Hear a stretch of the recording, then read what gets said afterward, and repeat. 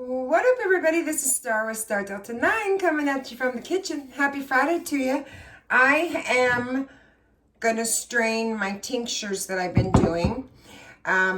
This channel is for 18 and older cannabis and cannabis enthusiasts. I am your host, Star Delta 9. If you're not subscribed to the channel, why the hell not? Get on over there and subscribe to the channel. Hit that bell so you'll get notifications of any videos I put up, new content, recipes. Never know what girl's gonna put up. Do me a solid, sound off in the comment section below. Hit that thumbs up if you would like to try some of these tinctures, if you make your own, if you would like a recipe, leave it down in the comments. I'll possibly post one for y'all. Happy Friday to y'all.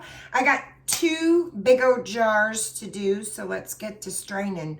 What you need is a cheesecloth and a big jar. Look how clear and beautiful that is. Yummy.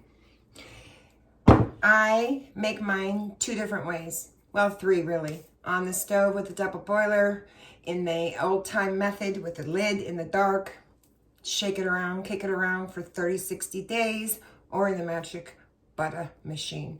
You pick however you like to make it. Don't matter. So let me put you down. Okay, so I have started this jar already. And then I have a pan, my double boiler pan, that I used my large strainer to strain because I had so much to do. And I just pour it in. It's a slow process because you do not want to have any material in it. You want it to come out beautiful and clean, just like that. And you can always use your spatula. I use a small half spatula because then I can turn or tap down and it kind of helps. You can make tincture 2 ways or a few ways. Alcohol tincture, 101, Everclear, or vegetable glycerin. I use vegetable glycerin and the 101.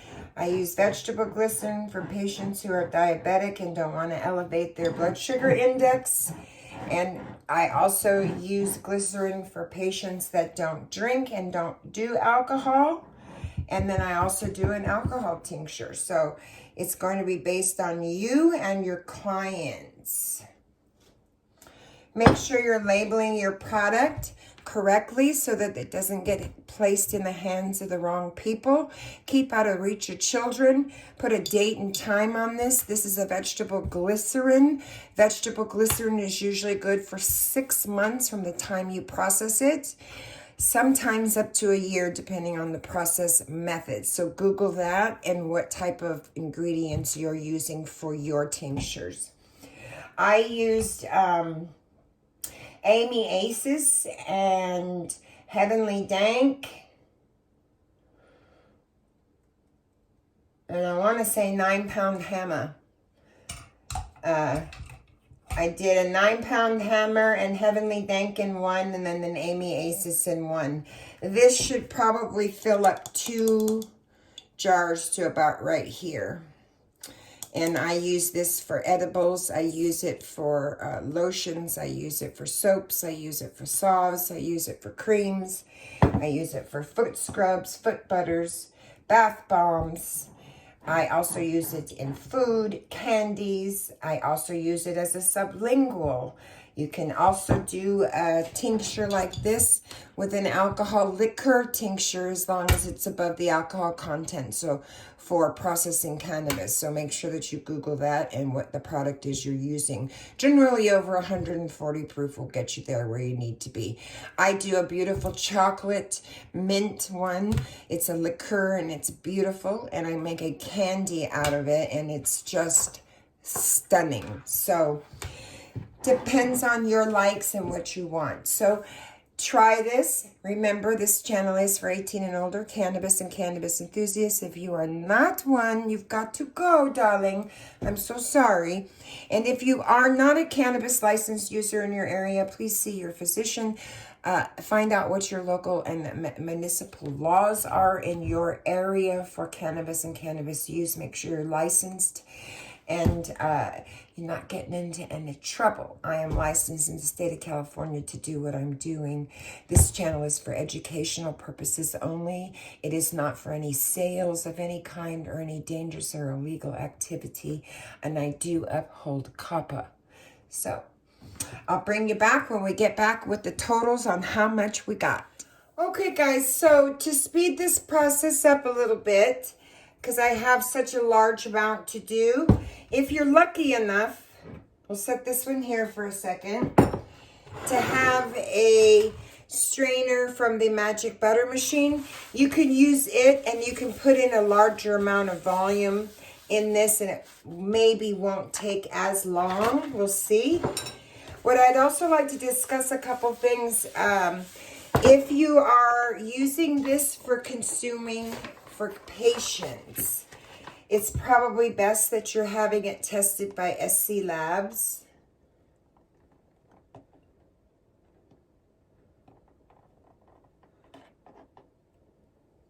You want to test your product for heavy chemicals or pesticides or anything like that that might possibly be in it from a grow. You want to make sure that you're using the laws within your state, you know. Do you have a license to sell? Are you accountable to someone? If so, to whom? And do you have a lab value showing the profile?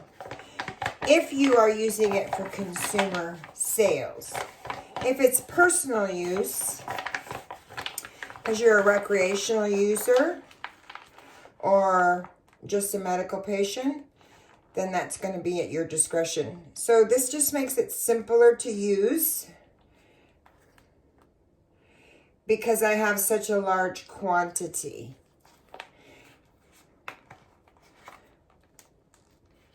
I have a clean jar over here and a pen and a label. I'm just going to add the additional amount from this other jar. Turn my bag a little on the rim so I can hang on to it. We'll take this off of here.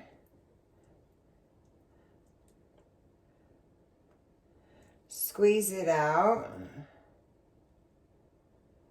Your cheesecloth. I just take a coffee filter and set that down in the coffee filter and set it aside and try to clean up my space as much as possible and stay as aseptic as possible.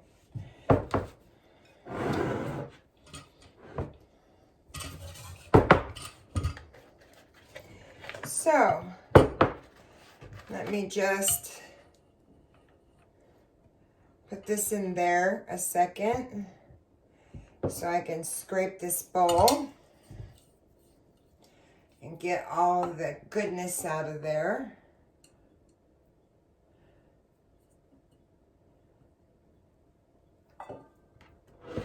Scoot you up so you can see.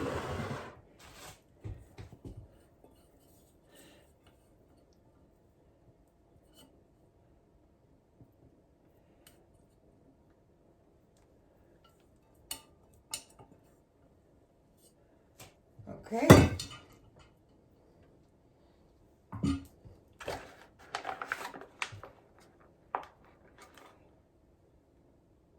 And we're going to switch over and pour the remainder in this cup in here.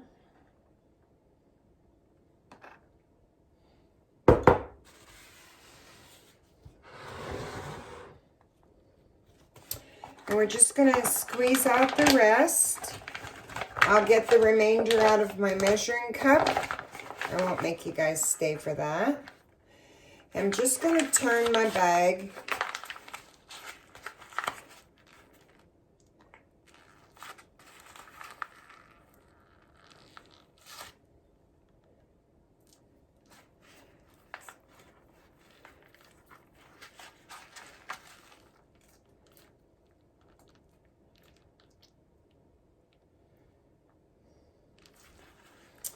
Remember that this will store for 6 months to a year depending on your process time or your processing material and method.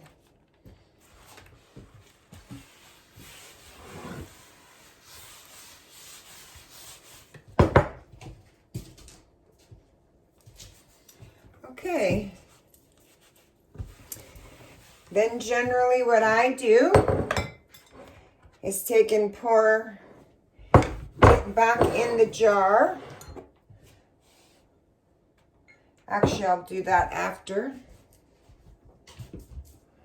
So we'll pour it into this jar so I don't spill.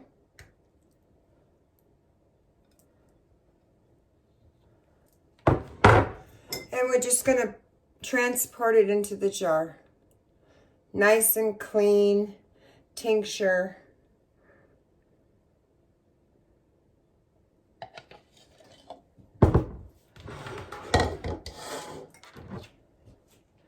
Wipe off the outside of your jar. I'll keep that to clean up with that one and put that in this one. I have my pen here and my label. Let me wipe my hands. Clean my space. Pick up my pen and my paper. And I'm going to mark 2/8/20. 20 is the batch number. Vegetable glycerin.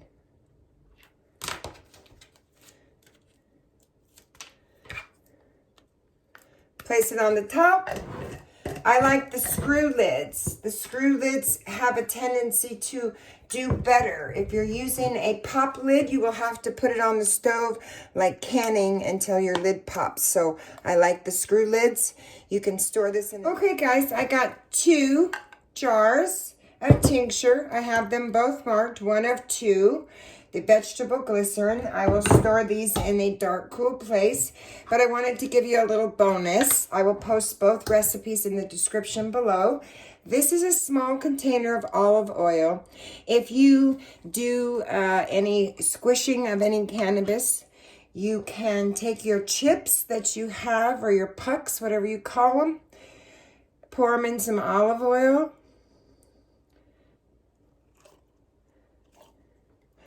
Oop. Let it strain through.